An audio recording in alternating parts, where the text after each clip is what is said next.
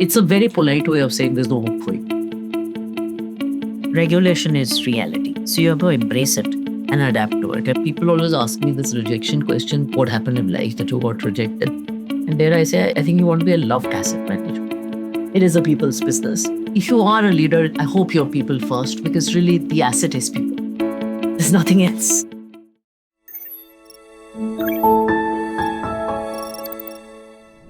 Hi, welcome to another episode of FIRSTALK, where we decode the minds of India's most influential financial leaders. Today, I'm thrilled to host Radhika Gupta, Managing Director and CEO of Edelweiss Asset Management Company. Radhika's journey from overcoming early career rejections to pioneering innovation is a masterclass in resilience. We'll dive into her leadership philosophy, her views on future of investing, and even some personal finance tips. Radhika, thank you for joining us. You're most welcome. So, we'll start with your book, Limitless, where you talk about bouncing back from adversity, and it is based on a lot of your personal experiences. So, why don't we start with you telling us what personal experiences you relate to bouncing back from adversity, and what inspired you to write this book? So, second question first, a combination of genuine interest in writing and COVID. I always wanted to write a book, and I have very few talents in life, so I can't Really? paint, dance, walk, and athletics. So छोड़ दो like I'm really bad. But थोड़ा बहुत I think the whole family likes to write, read, play with words. Like I'm the person who learned Hindi because I lived abroad by listening to film lyrics and translating them. The only thing is I thought a book is something you would get to write at 60 because one, young people don't write books, and second, you would never have the time.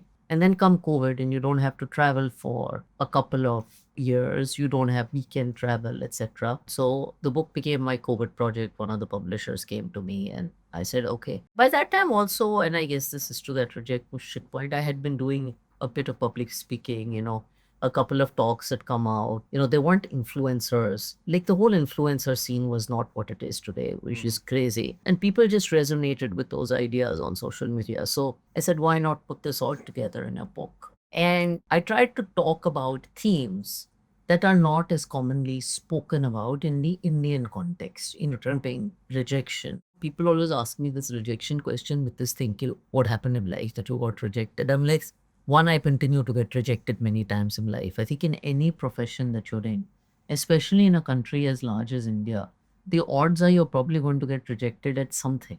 Either romantic rejection, work rejection, project rejection, or something else.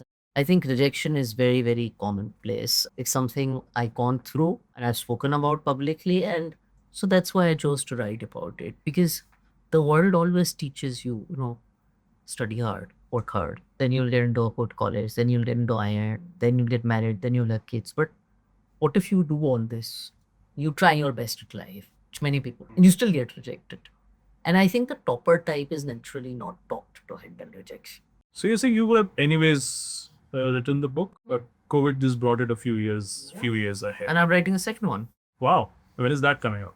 That comes out in June or July, and that's more related to the subject of this podcast, which is money. It's called Mango Millionaire. Mango Millionaire. Mango Millionaire. It's a tribute to the mango person, the Aam Janta of India, who doesn't want to become Warren Buffett or Rakesh Jhunjhunwala, but just wants to manage their money wisely. So it's wisdom for a mango millionaire. Wow, fantastic. You became the CEO of an asset management company at a very young age. Yeah, probably amongst the youngest CEOs, definitely amongst the youngest women CEOs. I think you took over this responsibility in 2017. Yes.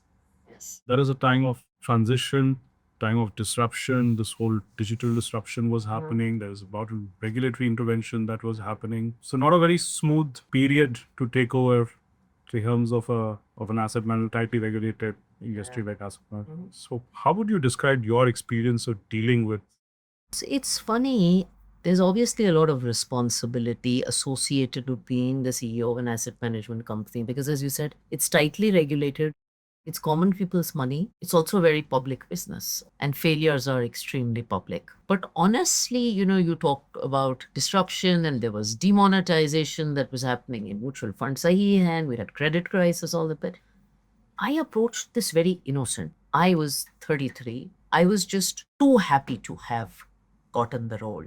I didn't know enough about the industry. I mean, I'm embarrassed, but perhaps I could say it now. At that point, I was so new, I didn't know what an SWP, just systematic withdrawal plan. It was just thrown at you. It was thrown at me, and I was like Alice in Wonderland. The good thing is, I had a lot of freedom. So I was Alice in Wonderland, and I had the opportunity to build and explore. And I think sometimes that's very good because then you're not bogged down by, oh, the world is changing this way, and that is all. That realization and all of that started happening many, many years later into building. But in the first 2, 3 years, I was just learning, hiring, executing, traveling, meeting people, going out and building without overthinking. I was in pure execution mode. I wasn't thinking strategy. Did you ask one of their employees what SWP is, or you Googled it?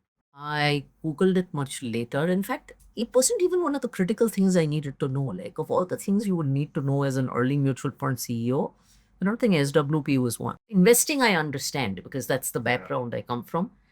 Everything else and compliance, I understand because I came from asset management. All the retail side of it, I didn't understand as well. So I actually asked someone, what is the difference between ATL and PTL? These are marketing lingos for common people. And for years, I was ATL, ATL. And then someone said it's just above the line and below the line, and the line means highlight. Then I did a course on SEO as well. So I've done a lot of these things. I had the benefit of a lot of smart people, but as far as asking, I did ask a lot of people a lot of things. A lot of learning. Lot of learning. But you were a founder before you I was. became a CEO. Yeah. So did you use a lot of learning from there in this role as well, or was it a very different ballgame altogether? I still feel like a founder of this business. I've not gone from founder to CEO. I've gone from founder to founder. I don't think I could ever be the CEO who inherits a traditional gupti, if there is such a thing as one. I think I feel and I've always had an equal sense of ownership. And ownership is not determined by the shareholding you have or who was the person who signed the company certificate on the date of inception. It's really how you feel about the business. So I've always built like an entrepreneur. And I think the learnings were very useful. So the good thing about my forefront stint, which is my so-called purest founder stint, is it gave me very wide exposure. If I hadn't done that, I would have been an investment professional jumping straight into a young CEO's role.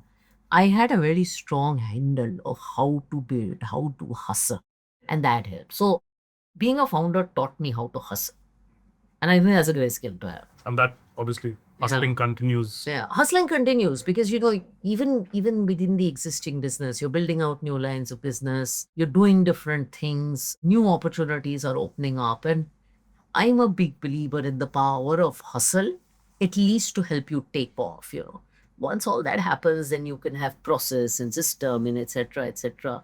But that hustle DNA is very useful. Great. Now today's podcast is called Against the Tide. It's leadership and markets.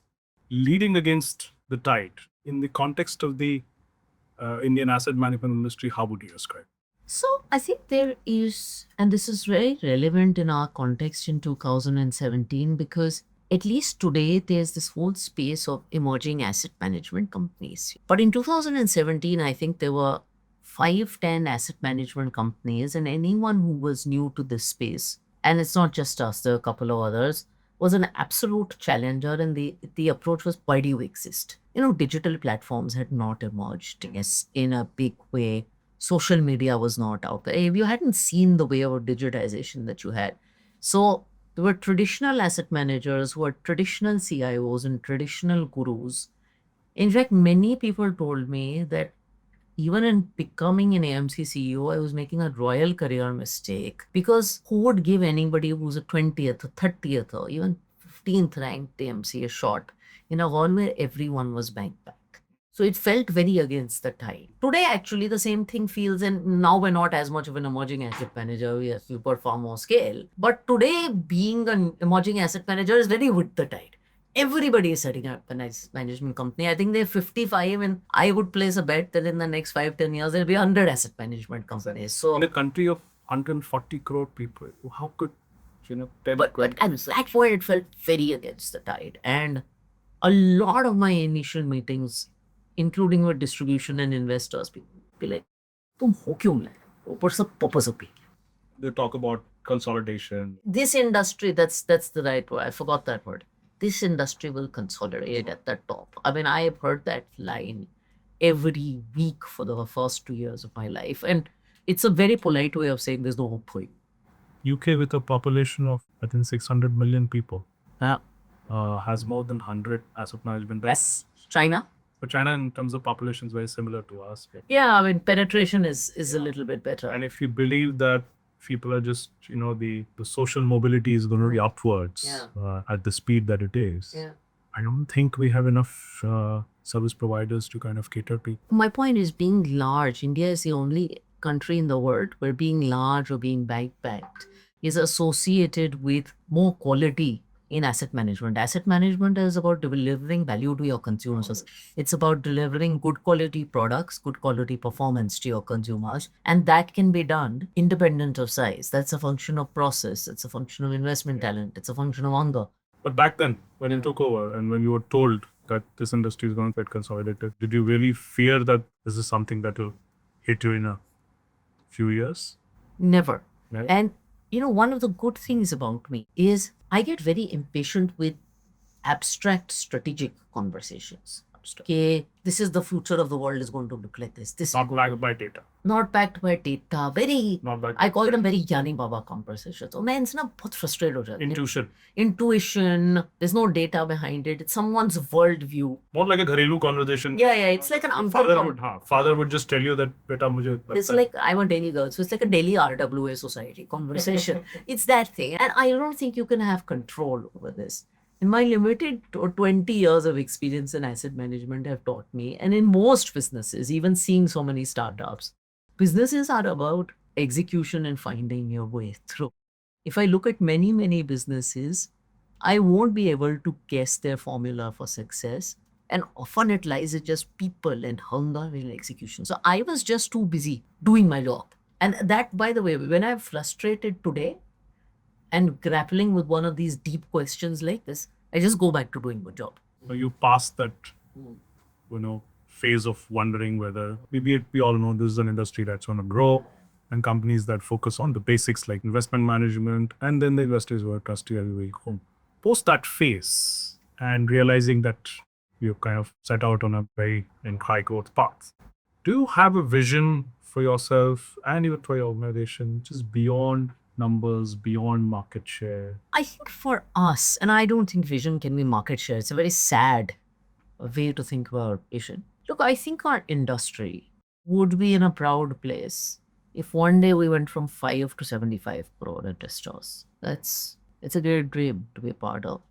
And I absolutely love what this industry stands for, which is managing the money of the ordinary Indian and giving dignity of money to ordinary people, letting them access and imagine their financial future and their dreams. And I really believe that there's no other asset class in this country that gives you money back in 2 days without asking for it in as beautiful a way as we do. So I'm a brand ambassador, absolutely, and a consumer. I think for us as an asset management company, of course, we want to be large. Of course, we want to be relevant. But I don't think top 6 versus top 8 is how I define vision. I think you want to be a trusted asset management company. And dare I say, I think you want to be a loved asset management company. You want to be a large asset management company, but you also want to be a loved asset management company. Large can happen. Love is harder to happen. That happens with investors' trust. Yes. It happens with trust. It happens with doing the right thing. It happens with delivering and not just saying. And I think in doing that, if you are large and loved, you will build a profitable business for yourself and your employees. You will do well for shareholders. You will do well for your unit holders.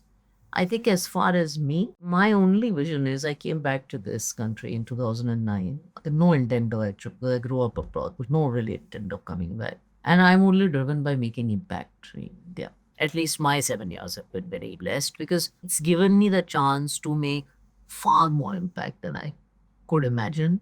And that opportunity is still just starting out. Mutual funds, I think it's become a bigger brand than some of the brands itself. Yes. As explained. It's also one of India's largest advertisers. Yeah. I think it's 10 years old now, but it was started in 2015 when mutual fund again people thought was a very privileged product, not really masses had access to it. So you said 5 to 75 crore investors, right? Today we have 5 crore investors, 75 crores. That's a significant jump, 15x jump that we're talking about, right? How do you think as it with the AMP body? I'm sure you have the perspective. What is it that brought the industry from 50 lakh to 5 crores now going to take the industry from 5 crores and 5 crores? And what is it that needs to be done? I mean, look, these are complex answers, but I've always voiced a few thoughts. And these 75 crores feels like a very aspirational number. What's the fun if it's not aspirational, right? I think, yes, I agree. It's not even tapped urban India. If you go to an average housing society and say how many people have invested in mutual funds and you do a poll, that number will be 1 out of 5. So we have a long way to go. I think ease of onboarding is something that we can continue to work on. I think simplicity of communication is something that we can continue to work on. A lot of people just feel overwhelmed and say, इतने सारे fund हैं समझ ही नहीं आता कैसे करें कौन सा करें. It was one of the reasons I decided to write a book. Women investors, incidentally, at an industry level, run only 25% of our industry. In a country that is 50% women, women are the CFOs of the homes. So, different story all. Do you think they still prefer gold? I think that is a myth. Yeah. I think they prefer gold, but it's not because of the returns of the asset class. It's because gold gives them confidence and gold gives them comfort, and financial products are still intimidating. I think the third one is distribution. Finally, financial products in a country as diverse and dynamic as India will need lots of RMs, lots of independent financial advisors, a whole host of distribution guys and gals to go out and spread the word. Do you think it would ever become a digital do-it-yourself kind of? I hope they can, but I think, and I don't think you can average the Indian consumer. The Indian consumer is very, very heterogeneous. I think there will be a group of people who are DIY, but I still think there will be a large group of people who will want the comfort of advice. So I think it will be heterogeneous, and that is also okay. Some of these digital platforms that have become very large distributors. They have. Right. They have, and I think time has to test how good the buying behavior on platforms is. I do hope the platforms evolve in the nudges they provide consumers so that they can buy better products rather than just. So you still feel that the distributor, the advisor, is going to play a very critical role? I would hope so. I do believe so. And in general, I've seen that people, because when you start an SIP on a click on a platform, in a downturn, it's very easy to stop it for the click. And when you start it on advice with sensible expectations, and there's someone to say, "Nay, don't stop it right now. Wait. Here's the data if you stopped it in a crisis. Here's the data if you continue." You might have a better shot at but making better decisions. So sticking to a 5 to 75 crore theme, Yeah. which I love, that's a big vision we're talking about here. But on the other hand, there are industry challenges that seem to be, and since I'm also industry participant in some way or the other, for example, if a client wants to start investing in mutual funds for the first time, or if he wants to move from one advisor to another, one distributor to another, from in quality of engagement or advice point of view, some of these services are not readily digitally available. If I draw a parallel, let's say with banking or with payments, today probably India is a global leader when it comes to payments, right? We are probably exporting that technology to. No, I think, look, onboarding is something we can do a better job. I think KYC we made progress on, but we can make more progress on how we think about KYC. I would challenge you though a little bit on the bank front. If I have to close a bank locker versus redeem from a mutual fund folio, guess which one is easier? No, so sure. Yeah. I'm talking more about things that you mentioned. For an investor, what is critical is quality of engagement, quality of advice, right? So making that choice for the investor, starting the investment for the first time, getting that hand holding. Yeah. Some of these things are not as simple as No, we have lots of work on onboarding, on simplifying, on getting the person to the bot. After that, I believe they'll drink the water. So, uske baad the behavior is beautiful. They'll do an SIP of 1,000 rupees a month. They'll say, come to me and say, Didi, don't worry, market गिरा है, बढ़ा देते हैं. Let's make 1,000, 3,000. But getting them there is hard. So I believe if there are FICO investors today, Yeah. there are another 10 crores sitting on the fence with some intent to Yeah. maybe starting an SIP or wanting to invest, but probably have no idea or probably have the inertia to make that first move. See, I agree. Inertia is a good word. So the regulatory environment now, as a leader, as an industry leader, how are you tackling adopting to these constantly changing regulatory environment? I am a realist. I think in any financial services and business in India, and I remember someone senior within the group saying this, regulation is reality. So you have to embrace it and adapt to it. And I always tell my team that we can spend 20, 30% of our time on advocacy, which we should. And we have a listening regulator, and 70% is the time adapt. I also think that if you look at what makes mutual fund truly sahi, one thing to say sahi hai, one thing to live. It is the fact that regulations have worked in our favor. All this consumer trust that we are talking has come from a place of regulation. And I've had the benefit of working on many industry firsts that regulation has in it. For instance, Bharat Bond. There was no framework for debt ETFs in India.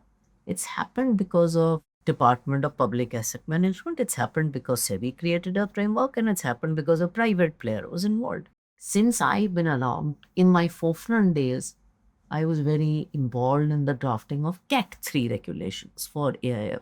So I've also seen that when you're there to contribute, regulation helps.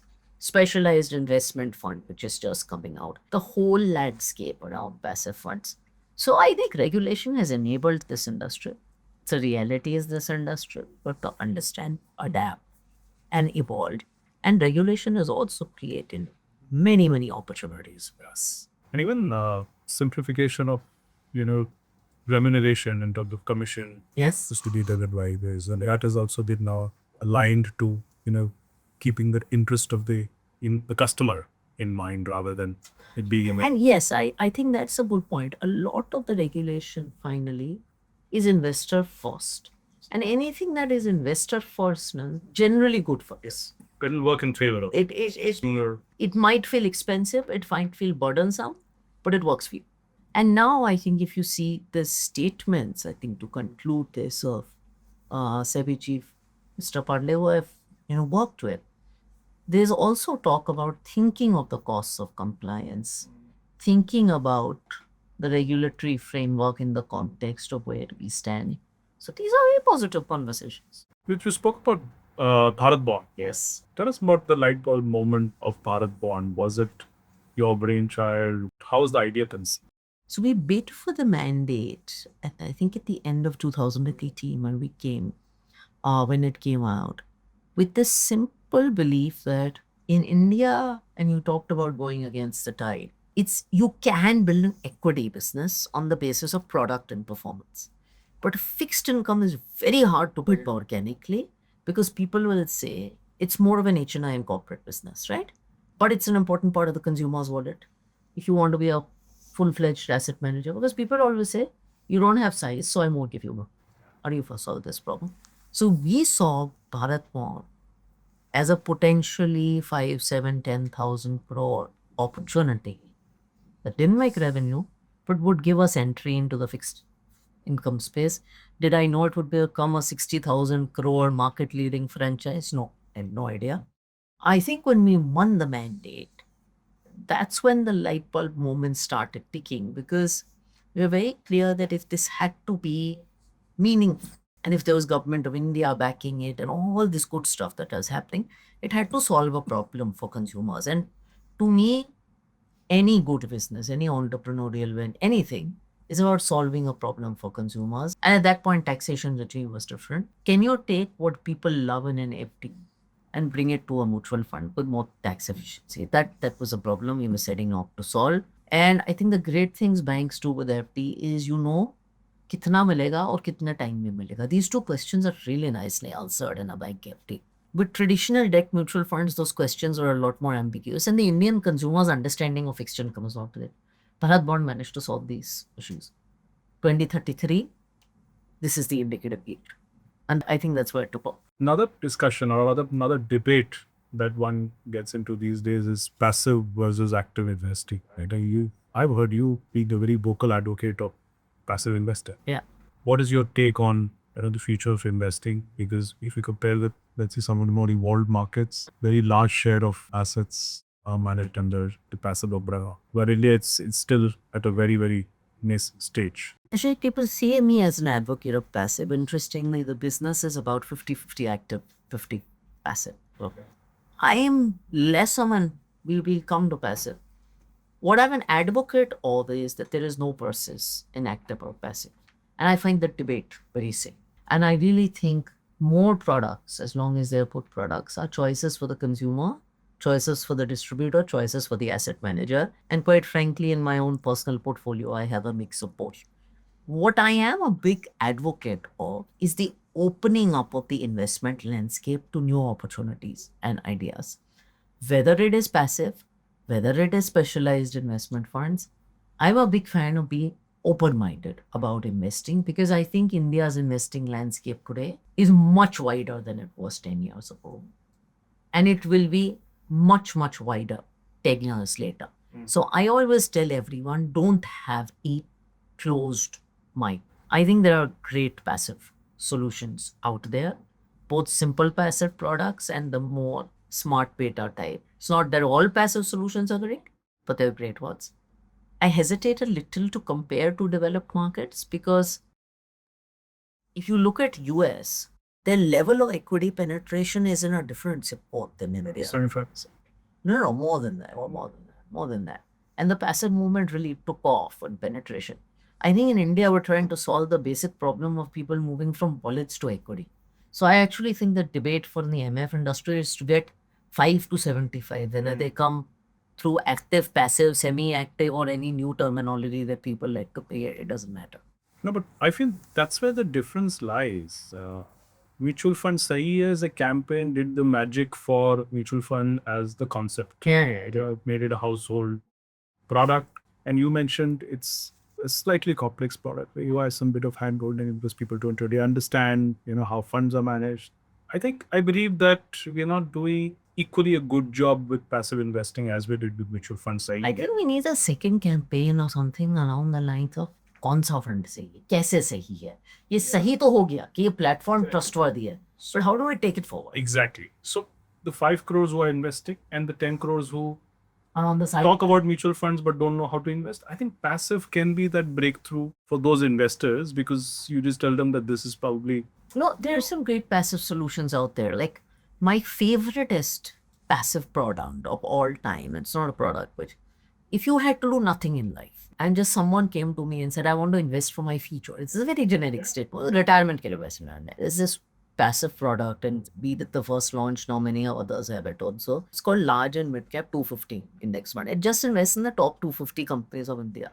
I think this is a beautiful thing because if you believe that India's economy is going to do something, it's probably going to happen in the top 250 companies of India. Now, it's a little bit like Goldilocks. It's not so risky that you have to think about it. It's not so conservative.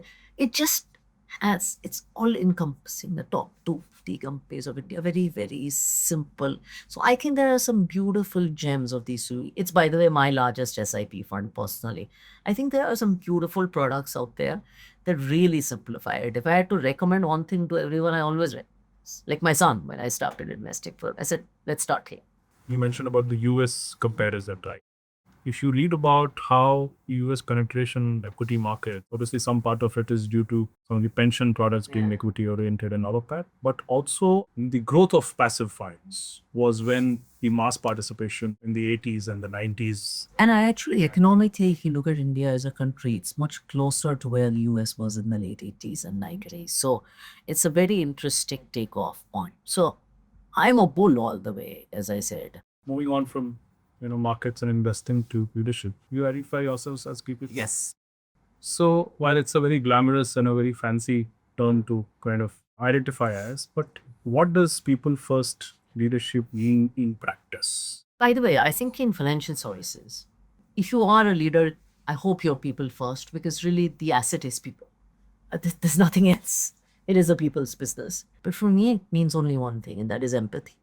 It's the ability to look at things from multiple different point of views, to sit in other people's shoes, and then to make decisions, whether those other people are your regulators, whether they are your employees, whether they are your distributors, whether they are your customers. It's to have a view of the world that comes from sitting in other people's shoes and to lead with a little bit of empathy. And it also means that empathy is not only for other people, it's also leadership can be very rewarding if you seek. So it's about taking off the cape that is traditionally associated with the corner office and say, even if I have a bad day, I also need someone to lift me. But in a high performance culture, in a meritocracy culture, do you think empathy typically gets compromised, or it's difficult to balance the two? I very strongly believe that it is possible to be empathetic with people and extremely aggressive. So anyone who knows me in my industry, I would say I'm a people's leader, but would also say I'm one of the most aggressive people on business. I think both are possible. I think being empathetic with people actually does not mean you're a softie and with business outcomes. If you're empathetic with people, you can often be more demanding with outcomes. Because you understand. The growth we've seen and the growth we aspire to see is not possible without that. Now, I'll give you an example. Aggressiveness in business outcomes. If something's coming out, say SI, we want to be one of the first Q to launch. That is aggression in business outcomes. But the emotional or the leadership or the softer or the empathetic side or the people side of that is you don't achieve that with sticks. You achieve that by being excited about that, by getting your team excited about that. Creating And positive pressure, Creating positive pressure, creating motivation, creating etc. sense of accountability. Yes. Sense of accountability, sense of purpose, sense of a shared dream, sense of giving credit, and it'll happen. You mentioned only 25% of mutual fund investors are women. Yes. In a largely male-dominated industry, as a woman leader, do you think you had to push boundaries? I'm gonna tell you something I heard from Shah Rukh Khan. Chauka. Yeah, who's like huge favorite. At the Wave Summit. Because he was asked about this whole nepotism thing going on in films, right? He was asked, as an outsider, he pushed boundaries.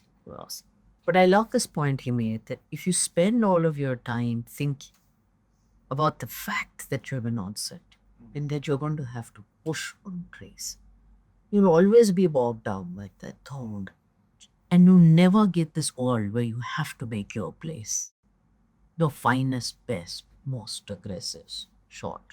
So I probably pushed boundaries, but I've never thought of been obsessed with, oh, I'm a woman, everyone's going to be me. And there have been moments, I order this. There's moments where I irritate. And I tell all women, basically, if you're obsessed in your head about gender pulling down, it's going to suck out the best of your energy.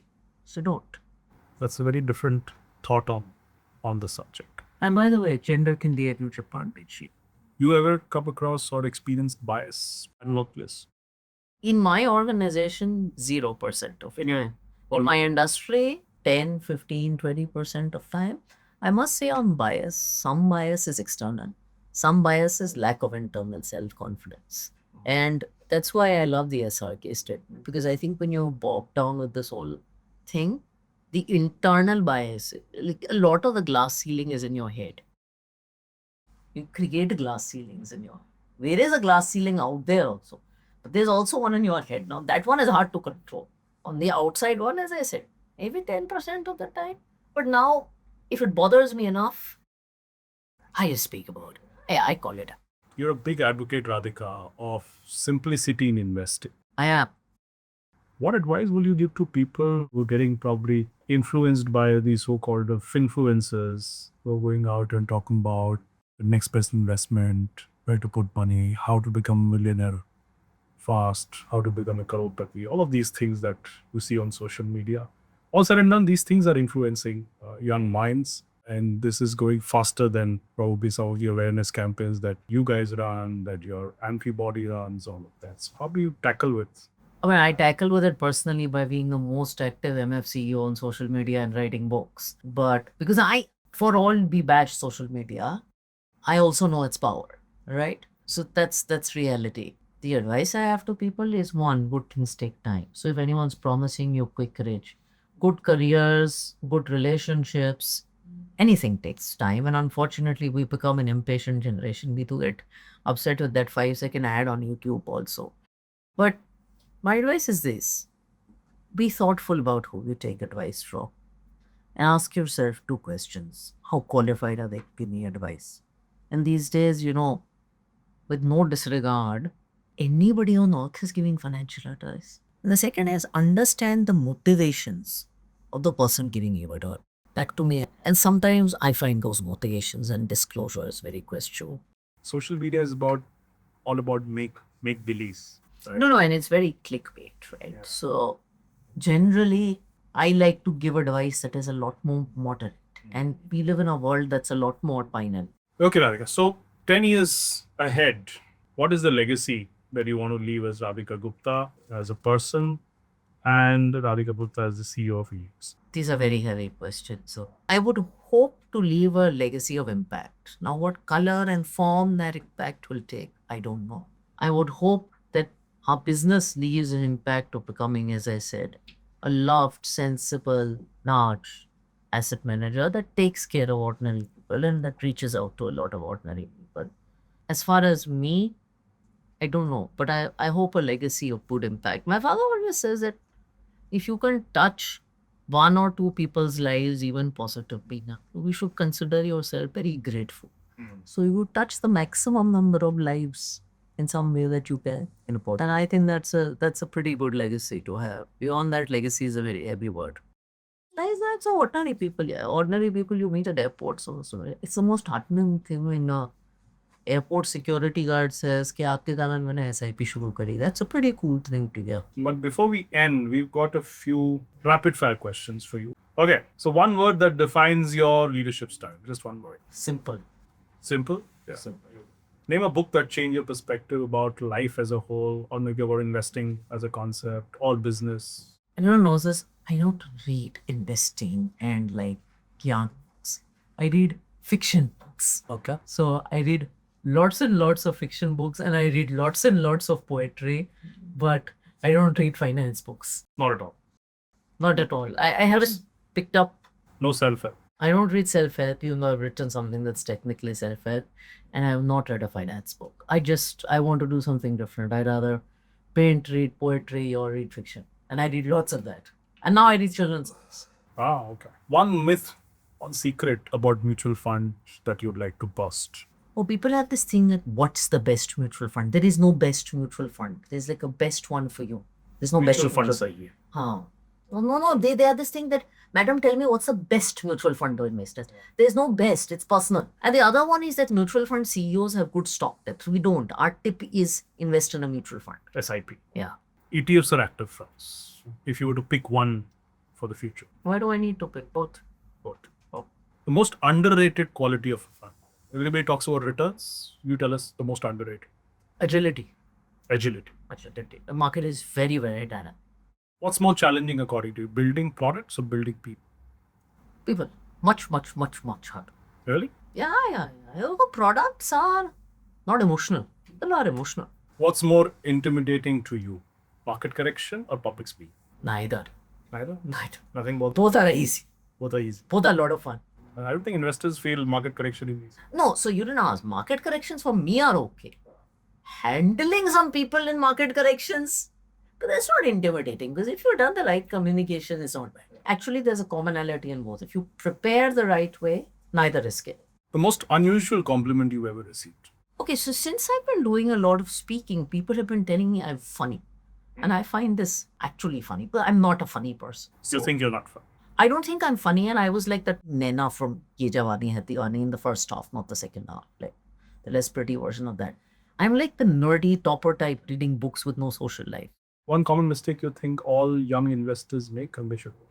Well, some of them don't start on time. And some of them start too rashly. There are two types. Some just get lazy and don't start and keep money in a savings bank account forever. And then some of them just think that because they're young and intelligent, now they don't need to do the dal chawal stuff and they're going to do some hot-blooded stuff.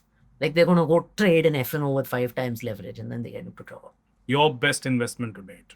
My best investment is not a financial investment. It's been the time, effort, and energy I have put into making my career.